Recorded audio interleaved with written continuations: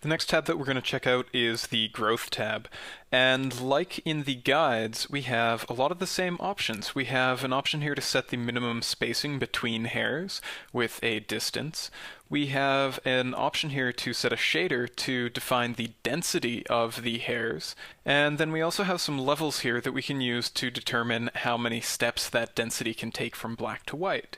We do have a couple new options though. There's this remove invalid, which is going to take any hairs that should be kind of removed from the equation from the minimum spacing or from the density here, and it's going to set their scale to 0, effectively removing them from the scene. The hairs that also don't follow the rules that are set forth by the restricted guides options down here will be scaled to 0. So to show off the minimum spacing again, we'll start by going to the hair count. And let's set this to something a lot smaller, maybe just like 3,000 hairs. So that's going to be 3,000 hairs spread out along the entire surface. Then we're going to go to the Editor tab here, and we'll set the detail up to 100%, and you'll see it can handle this pretty easily. Going back to the Hairs tab, we can enable minimum spacing. Now, a whole lot doesn't change with the distance setting of 0.004 inches, so let's try something larger, maybe just 0.25, and then hit Enter.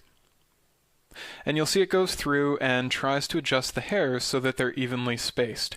We can see that there's a lot better distribution between these hairs now.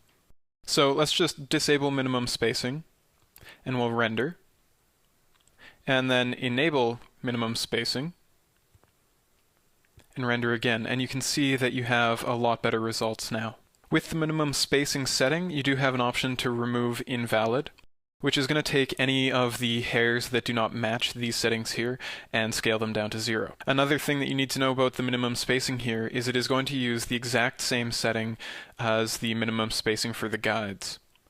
And that setting can be found in the Advanced tab.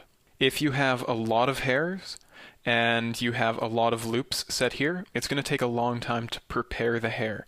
So be prepared for a fairly substantial slowdown if you're working with very high numbers in either the redistribute loops or with the count for the hairs, because it's going to have to go through that many loops for every single hair, so it can add up. Next, we're going to take a look at the density, and again with the density you do need to have a UV map on your object. So to do that, we're just going to go to the texture tag here and set the projection to flat. And in this case, if we go to the texture axis tool, you'll see that the projection has already been kind of mapped to the surface fairly well.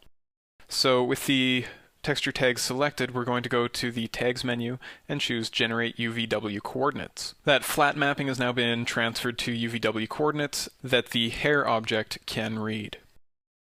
Let's go ahead and switch back to the model tool. Then we will set a shader in the density field here. So we can just choose something like noise. And if we click the button, we can go into the noise settings here.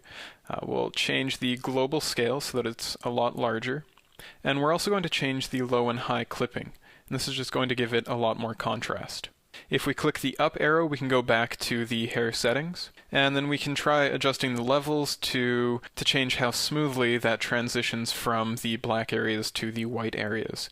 So you'll also notice that this is adjusting the density for the hairs alone. It's not changing the guides at all.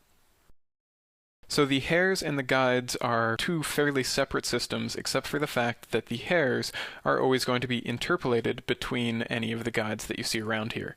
The last option that we have here for the growth is the restricted guides, and what this is going to do is allow you to specify a distance as well as a number of guides, and then your hairs are going to try to only stick to these specific rules. So in this case, what it's doing is it's looking for a cluster of 3 guides, and these could be within this set distance of each other. And if these values match, or if the hairs match within these values, you would get a cluster of hairs. In this case, the settings are set so that we are getting the same distribution more or less that we would normally. But if we do something like decrease the distance that it can search, we're going to start getting little patches of hair. We can also take the guides and adjust how many guides it's going to search for. The one thing you will notice as you increase the value, it is going to take longer to generate where the hair should be placed.